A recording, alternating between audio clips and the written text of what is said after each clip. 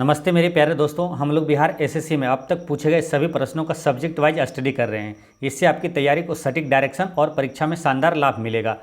आज हम लोग साइंस सीरीज में फिजिक्स का पार्ट 4 वीडियो देखेंगे।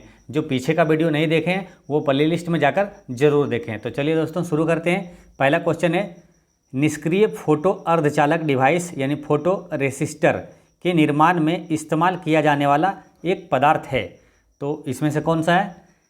कैडमियम सल्फाइड है। निष्क्रिय फोटो अर्धचालक डिवाइस के निर्माण में इस्तेमाल किए जाने वाला एक पदार्थ है कैडमियम सल्फाइड। ठीक है, यहाँ कुछ क्वेश्चन याद रखेंगे। जैसे कैडमियम से क्वेश्चन आता है कि इटाई रोग किसके कारण होता है, तो कैडमियम के विषाक्तता के कारण इटाई रोग होता है। कई बार एग्जामों में रिपीट होता है ये क्वेश्चन। ठीक है, इटाई रोग कैडमियम के कारण होता है। और एक आता है मीना माता रोग किसके कारण होता है, तो मीना माता पारा के कारण होता है। ठीक है, और एक याद रखना है आर्सेनिक के कारण कौन सा रोग होता है, तो आर्सेनिक के कारण होता है काले पैर की बीमारी यानी ब्लैक फुट डिजीज।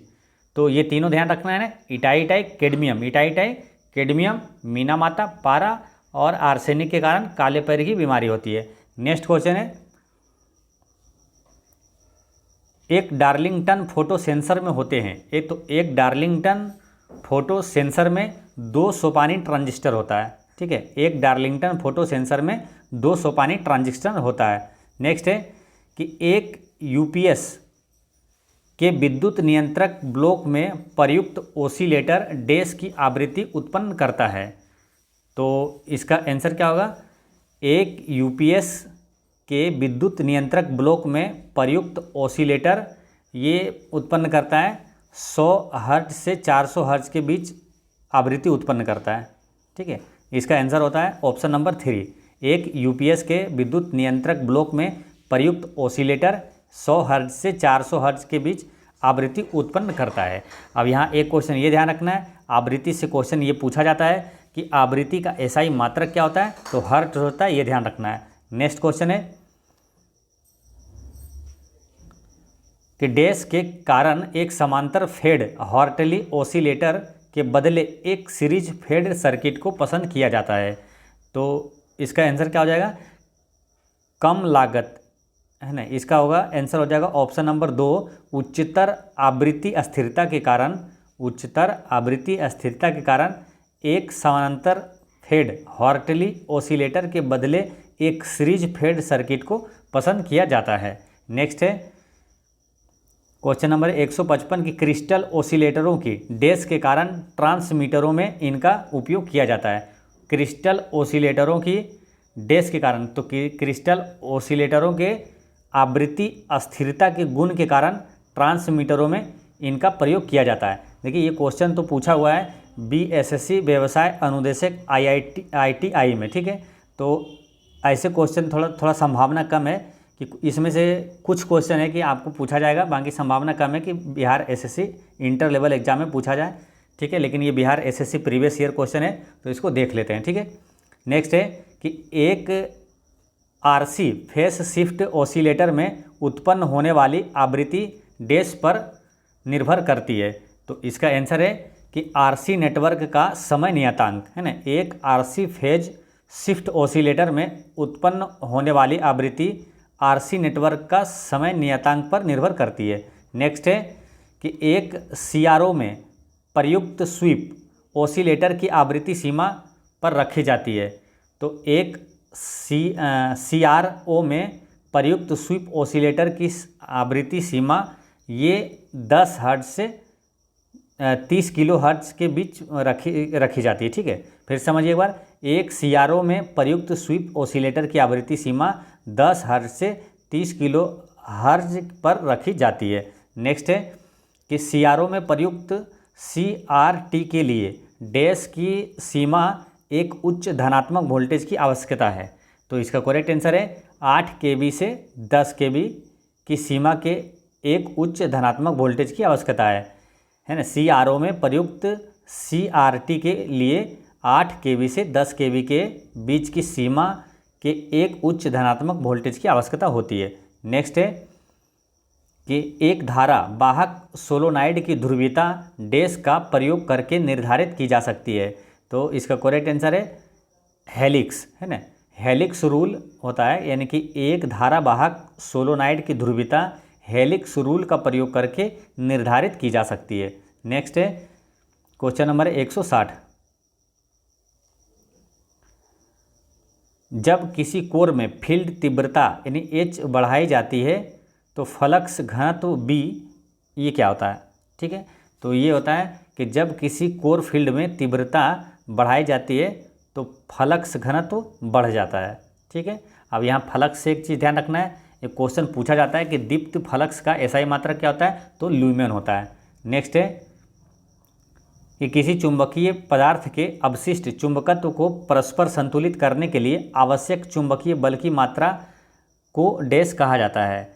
तो ये कहा जाता है, क्वेश्चन नंबर है 161 का कोअर्सिव बल कहलाता है ना, इसका आंसर हो जाता है कोअर्सिव बल, यानी कि किसी चुंबकीय पदार्थ के अवशिष्ट चुंबकत्व को परस्पर संतुलित करने के लिए आवश्यक चुंबकीय बल की मात्रा कोअर्सिव बल कहलाता है। कोअर्सिव बल मतलब का अर्थ होता है ज़बरदस्ती, यानी कि बलपूर्वक, है ना, मतलब किसी का विरोध बल का यूज करना है ना, ज़बरदस्ती, कोअर्सिव बल कहा जाता है ये। नेक्स्ट है कि एक आदर्श संधारित्र की बिजली की खपत, तो एक आदर्श संधारित्र की बिजली की खपत क्या, शून्य होती है।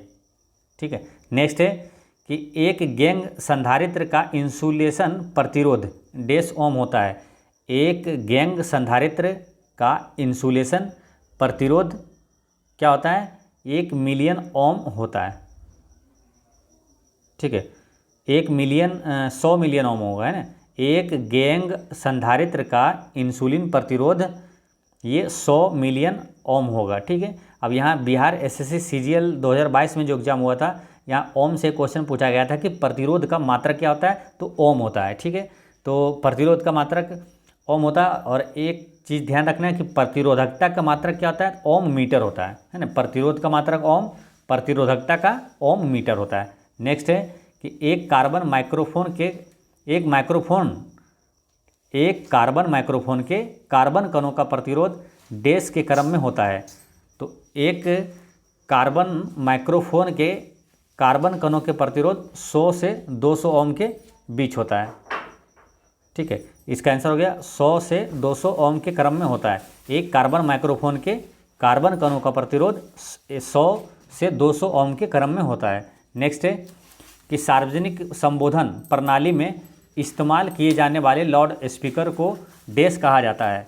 तो एक सार्वजनिक संबोधन प्रणाली में इस्तेमाल किए जाने वाले लाउड स्पीकर को क्या कहा जाता है, इसका ऑप्शन देखते हैं। इसे हॉर्न लाउड स्पीकर कहा जाता है। इसका आंसर होता है 2, हॉर्न लाउड स्पीकर कहा जाता है। अब यहाँ लाउड स्पीकर से एक क्वेश्चन और पूछा जाता है कि विद्युत ऊर्जा को ध्वनि ऊर्जा में कौन परिवर्तित करता है, तो लाउड स्पीकर करता है। नेक्स्ट है कि एक अर्धचालक तत्व अपने शुद्ध रूप में डैश अर्धचालक कहलाता है और अपने डोप्ड स्वरूप में इसे डैश कहा जाता है। तो एक अर्धचालक तत्व अपने शुद्ध रूप में वो आंतरिक अर्धचालक कहलाता है और अपने डोप्ड स्वरूप में इसे एक बाह्य कहा जाता है। ठीक है, बाह्य अर्धचालक कहा जाता है। तो ये ध्यान रखना है। और अर्धचालक के मतलब उदाहरण से क्वेश्चन पूछा जाता है। ऑप्शन में देता है कि इनमें से कौन सा एक अर्धचालक है, इनमें से कौन सा एक अर्धचालक नहीं है। तो अर्धचालक के उदाहरण आपको कुछ इंपॉर्टेंट याद रखना है, जैसे एग्जाम में पूछा जाता है क्वेश्चन। जैसे अर्धचालक हो गए सिलिकॉन, जर्मेनियम, कैडमियम सल्फाइड और गैलियम आर्सेनाइड। फिर से समझिए, अर्धचालक है ये सब, सिलिकॉन, जर्मेनियम, कैडमियम सल्फाइड और गैलियम आर्सेनाइड। नेक्स्ट है कि अगर किसी ट्रांसफार्मर के द्वितीयक वोल्टेज को एक CRO में डाला जाता है तो निम्नलिखित में से कौन सा मान स्क्रीन पर दिखाई देता है, तो ये दिखाई देता है पीक टू पीक वोल्टेज। ठीक है, पीक टू पीक वोल्टेज दिखाई देता है। नहीं, अगर किसी ट्रांसफार्मर के द्वितीय वोल्टेज को एक CRO में डाला जाता है तो निम्नलिखित में से कौन सा मान स्क्रीन पर दिखाई देगा, तो पीक टू पीक वोल्टेज दिखाई देता है।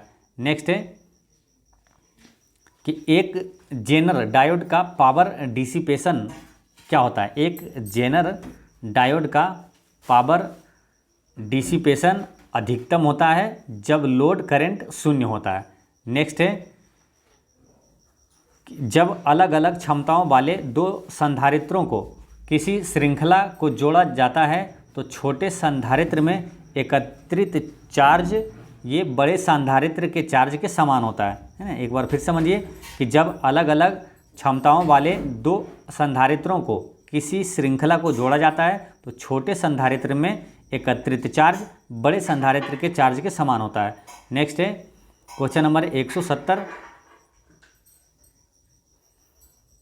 कि एक विकर्षण प्रकार के एमआई मीटर में, इसमें क्या होता है कि विकर्षण लगाई गई धारा की दिशा पर निर्भर नहीं करता है।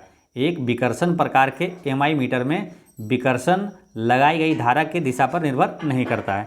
नेक्स्ट है कि एक